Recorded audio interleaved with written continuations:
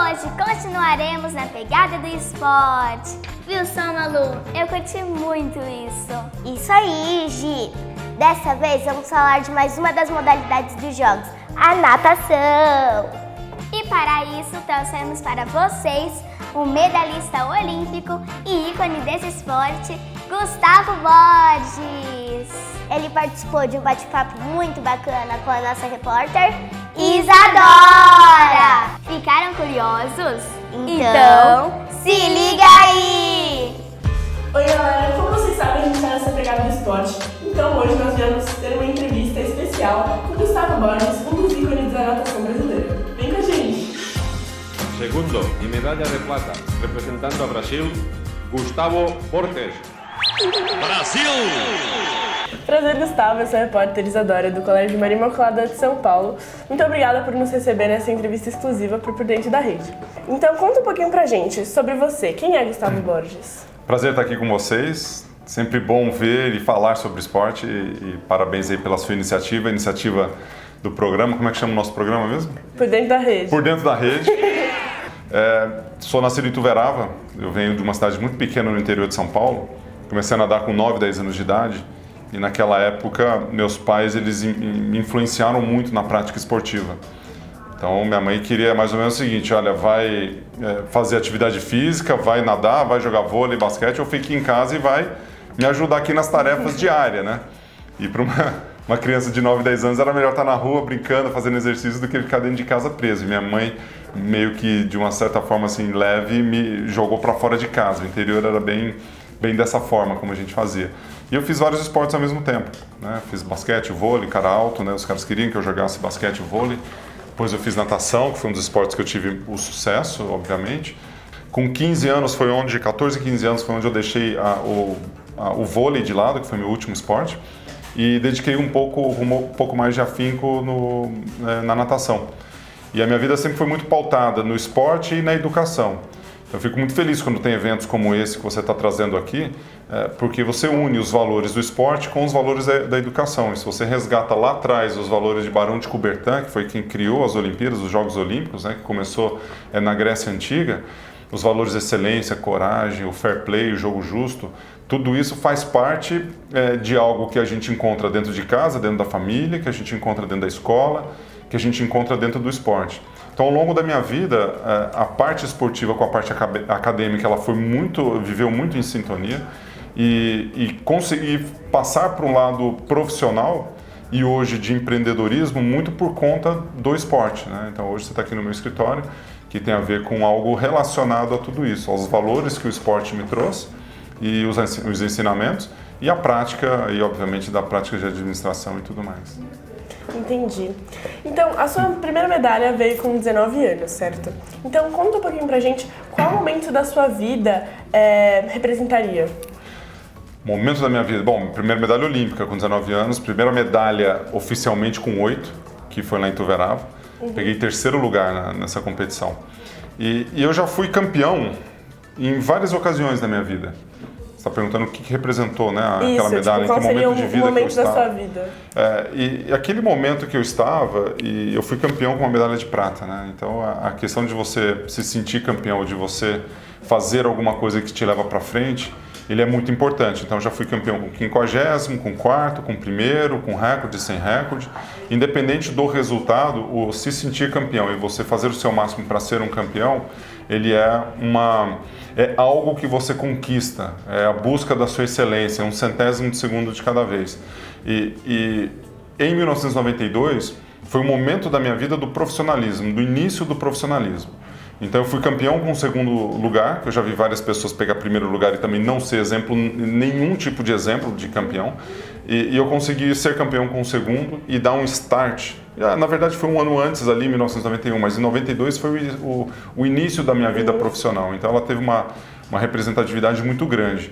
Estava no meio da faculdade, estava indo para o segundo ano da faculdade, fiz a Universidade de Michigan, fiz economia na Universidade de Michigan, e ali ele deu uma consolidada. Por mais jovem que eu estivesse ali, com 19 anos, um pouco mais velho do que você é hoje, por mais jovem que eu estivesse ali, ele já deu uma noção que o negócio era sério.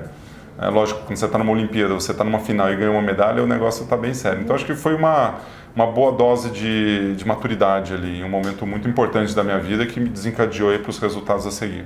Entendi. Então, Gustavo, a gente sabe que a diferença entre o primeiro e o segundo colocado na natação é muito pequena. Então, conta um pouquinho pra gente. O nadador, quando ele tá dentro da piscina, ele sabe quando ele ganhou? Tipo, dá pra ter essa noção? Dá pra ter uma noção.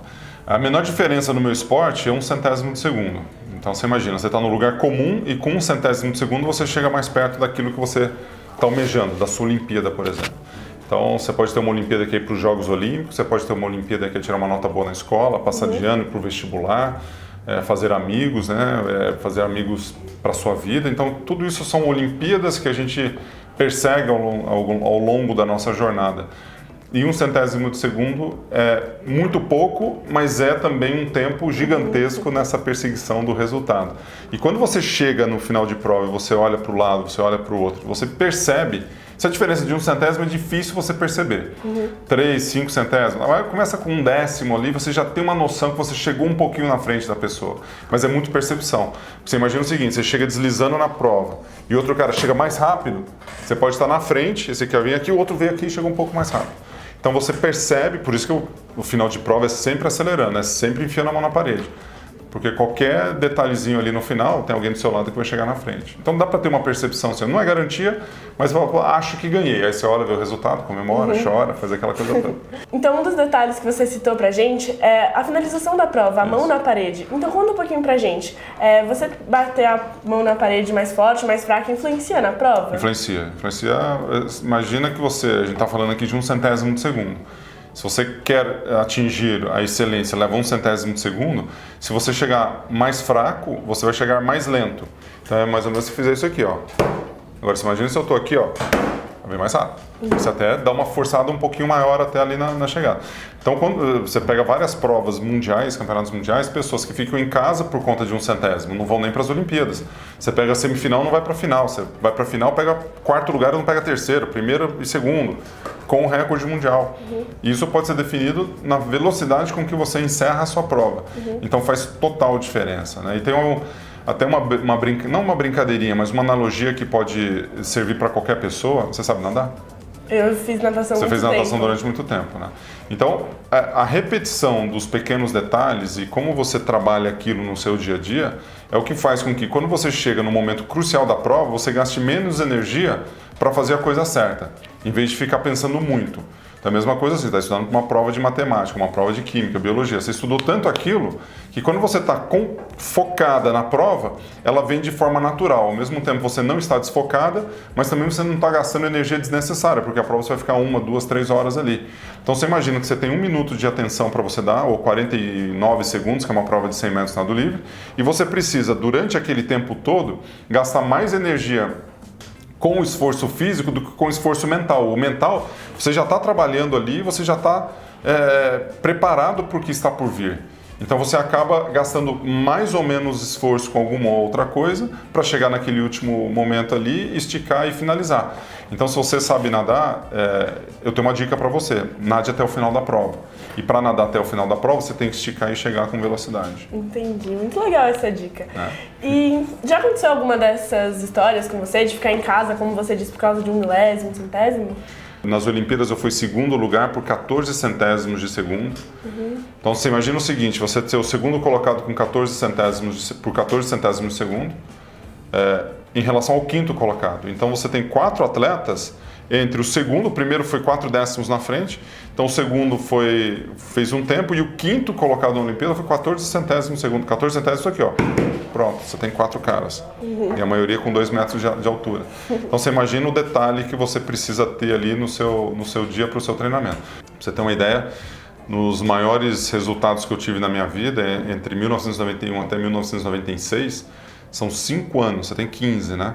Então, 1/3 da sua idade que eu tive que dedicar à natação, ao esporte, à prática esportiva, dedicando todos os dias, por isso fala de 1/3 da sua vida, 5 anos. Bastante. 1/3 é bastante para todo mundo, mas 5 anos, né? Se for 5 anos para mim, que tem 47, ela não tem tanto impacto, né, quanto para uma criança, para uma jovem como você de 15 anos, né? Com 10 anos, imagina como você era, uma pessoa completamente diferente. Eu com 42 era mais ou menos isso aqui, eu tô com um pouquinho mais de dor hoje, mas é mais ou menos parecido, não muda tanto, né? Depois ali você passa do período adulto, da puberdade, que é onde traz muita coisa. Mas imagina isso, em 5 anos, eu tive uma evolução de cronômetro, que foi de 49 segundos e 49 segundos, que é meu tempo, em 91, até 49 segundos 0,2 centésimos, 49, 48, 49, 0,2. São 46 centésimos de segundo de evolução em 5 anos. Isso aqui. Então eu treino 5 anos para fazer isso aqui de evolução.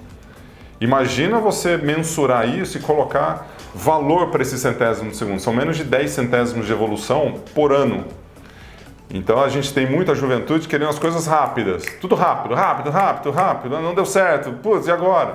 Entra no mercado de trabalho, já quer ganhar $1 milhão, já quer ganhar 2 milhões, e já quer fazer tudo isso. E não espera a coisa acontecer.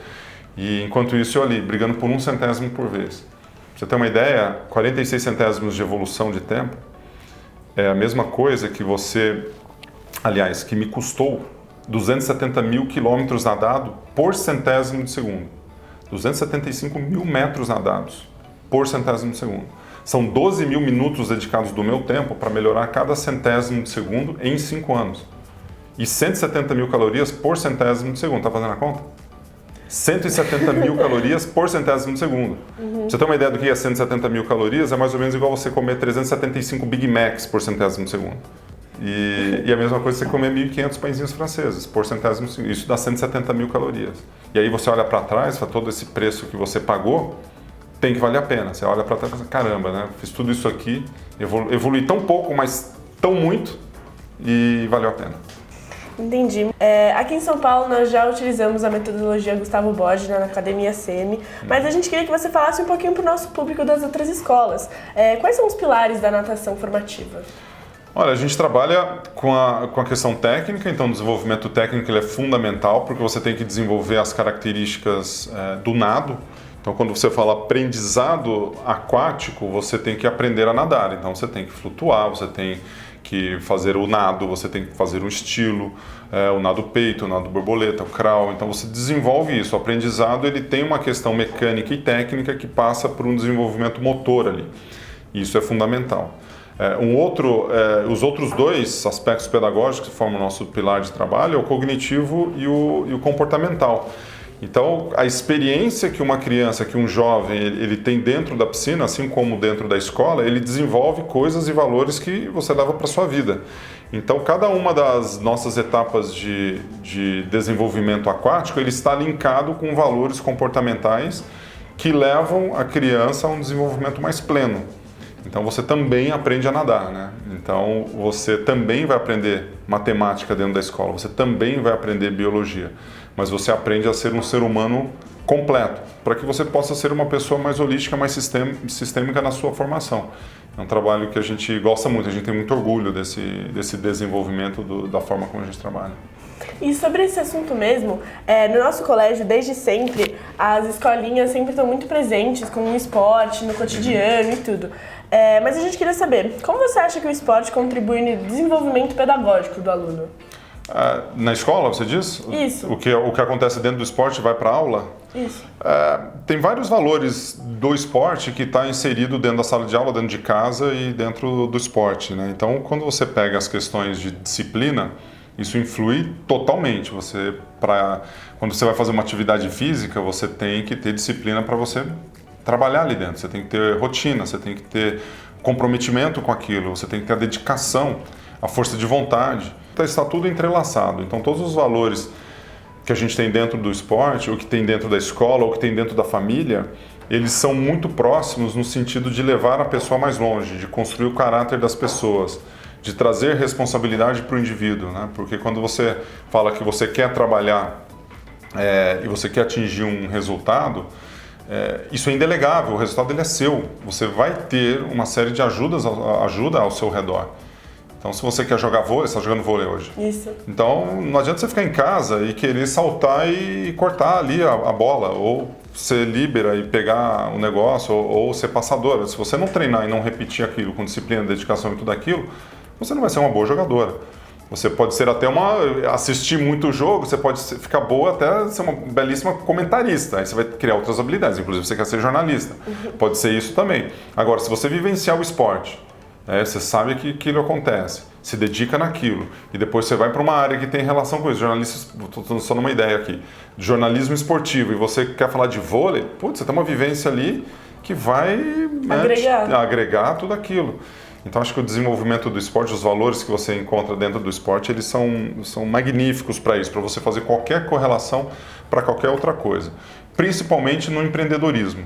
E quando eu falei um pouco sobre o empoderamento do indivíduo, né, você foca naquilo que você quer, não naquilo que você não quer ou naquilo que vai te dar problema. Você foca na conquista, na superação do obstáculo, não em reclamar do problema. Então, você tem uma série de coisas que acontecem ali no seu dia a dia, que esses valores eles estão te impulsionando para frente. E aí você vê uma forma de você juntar esses valores e fazer as melhores coisas, inclusive tirar uma nota melhor em matemática. Muito legal. Então, Gustavo, toda a equipe do Por Dentro da Rede agradece muito pela sua presença. Já acabou? Nossa Senhora, tá tão legal. Nós agradecemos muito pela sua presença aqui. E a gente queria que você deixasse um recadinho para os nossos atletas, nadadores, como almejar o sucesso nessa vida. Nessa vida? É. Você me responde, o que você acha? Quais são as coisas mais importantes para você ter sucesso, individualmente? Olha, eu acho que para a gente ter sucesso, a gente precisa também de muito esforço, como você disse. Não adianta nós ficarmos parados e pensarmos que tudo vai cair do céu em um estalar de dedos. Nós precisamos disso, de força de vontade. Força de vontade, o que mais?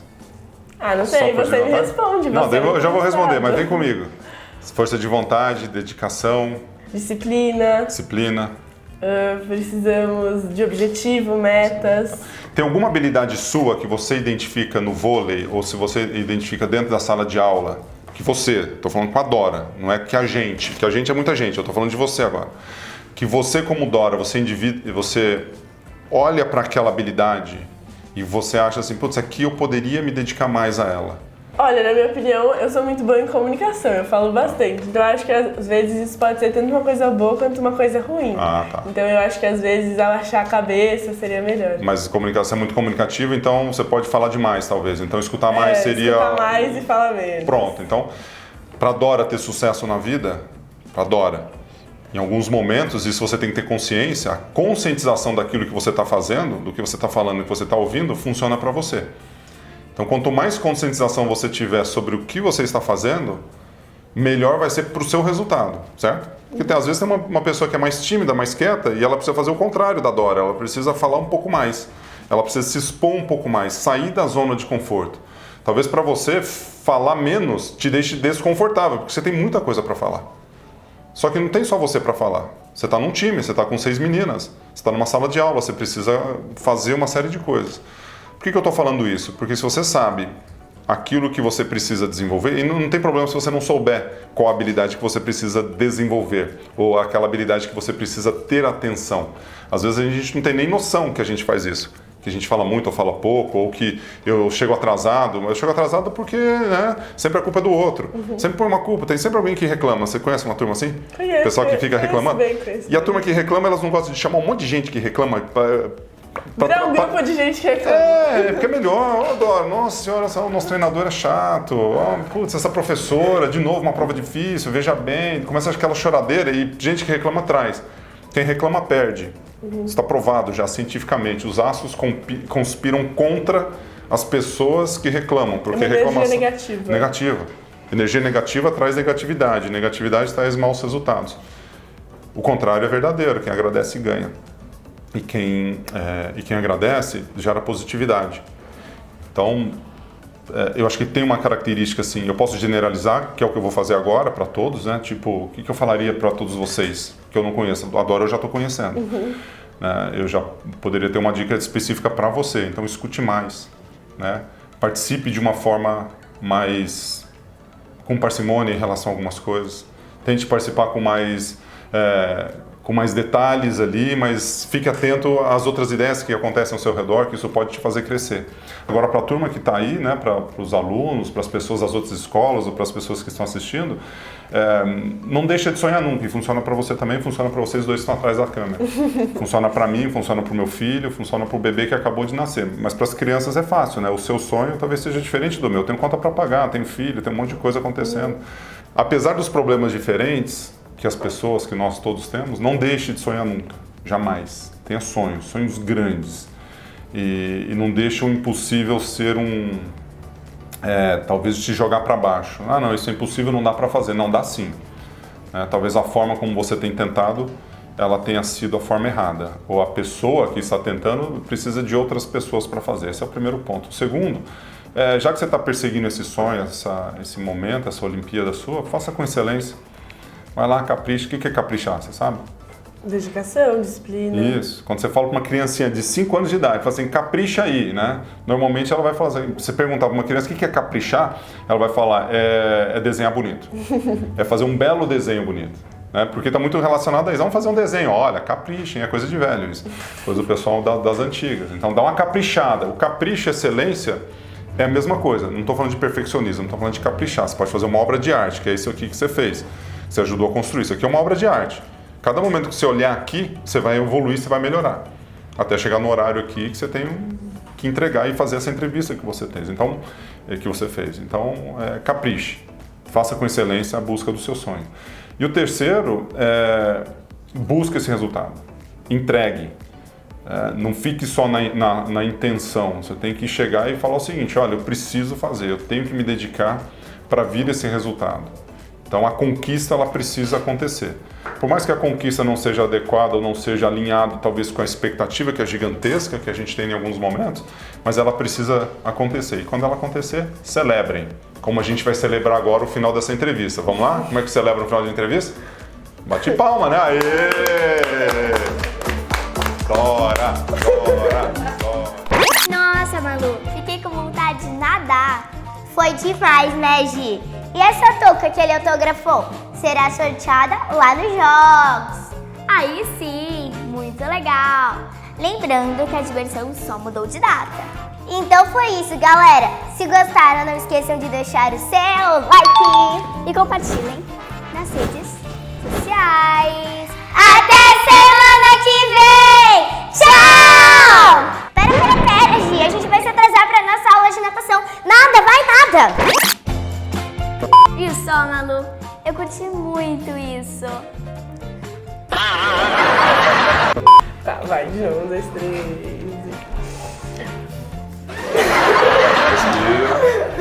750 pamonha. Você nem sabe o que é pamonha, né? Claro que pamonha é sei. aquele negócio de milho com negócio... Tem doce e tem salgada. Isso. Doce é mais gostosa. É mais gostosa, né? Depende do doce, né? Eu gosto mais da salgada.